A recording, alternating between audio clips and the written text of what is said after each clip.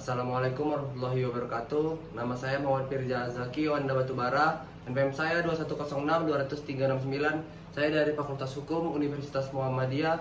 Di sini saya akan menjelaskan tentang kenakalan remaja. Zaman sekarang remaja mengacu pada perilaku negatif atau menyimpang yang dilakukan oleh remaja, yang seringkali melanggar norma sosial dan hukum. Berikut adalah beberapa aspek penting mengenai kenakalan remaja. Definisi kenakalan remaja adalah tindakan atau perilaku yang dilakukan oleh individu yang belum mencapai usia dewasa, biasanya di bawah 18 tahun dan bertentangan dengan hukum atau norma sosial yang berlaku. Saya akan menjelaskan penyebabnya. Penyebab dari kenakalan remaja tersebut, pertama adalah faktor keluarga. Kurangnya perhatian orang tua, ketidakharmonisan dalam keluarga, atau pola asuh yang tidak efektif. Lalu ada lingkungan sosial, pengaruh negatif dari teman sebaya, tinggal di lingkungan yang tidak kondusif, atau terpapar pada kekerasan dan kriminalitas. Faktor individu, masalah psikologis, rendahnya kontrol diri, dan kurangnya pengetahuan atau pemahaman tentang konsekuensi dari tindakan yang dilakukan. Lalu ada faktor pendidikan, kegagalan dalam pendidikan atau kurangnya minat dan motivasi untuk belajar. Lalu ada contoh bentuk kenakalan remaja: vandalisme atau merusak fasilitas umum, penyalahgunaan narkoba dan alkohol, perkelahian atau kekerasan fisik, pencurian atau tindakan kriminal lainnya, pelanggaran lalu lintas seperti balap liar. Dampak dari kenakalan remaja tersebut, individu dapat merusak masa depan remaja, menghambat perkembangan akademis dan karir, serta menimbulkan masalah kesehatan fisik dan mental.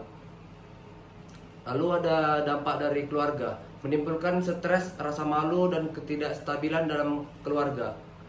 Lalu ada dampak dari masyarakat, meningkatkan tingkat kriminalitas, merusak kualitas umum, dan menurunkan kualitas hidup di lingkungan tersebut. Saya akan menjelaskan cara pencegahan dan penanganan kekerasan terhadap remaja. Yang pertama, dari keluarga, meningkatkan komunikasi dan kedekatan antara orang tua dan anak, memberikan perhatian dan kasih sayang yang cukup. Lalu pencegahan dari sekolah, memberikan pendidikan karakter, konseling, dan program ekstrakurikuler yang positif. Lalu ada pencegahan dari masyarakat, menciptakan lingkungan yang aman dan kondusif, menyediakan fasilitas rekreasi dan kegiatan positif bagi remaja.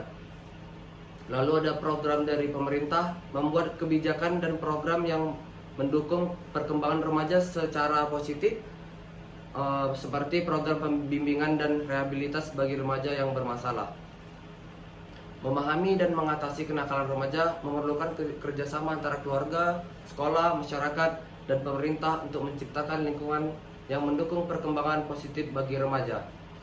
Di Indonesia, beberapa pasal dalam undang-undang yang mengatur tentang kenakalan remaja, terutama yang berhubungan dengan tindak pidana yang dilakukan oleh anak di bawah umur, antara lain terdapat di dalam Undang-Undang Nomor 11 Tahun 2012 tentang Sistem Peradilan Pidana atau UU SPPA dan Kitab Undang-Undang Hukum Pidana KUHP.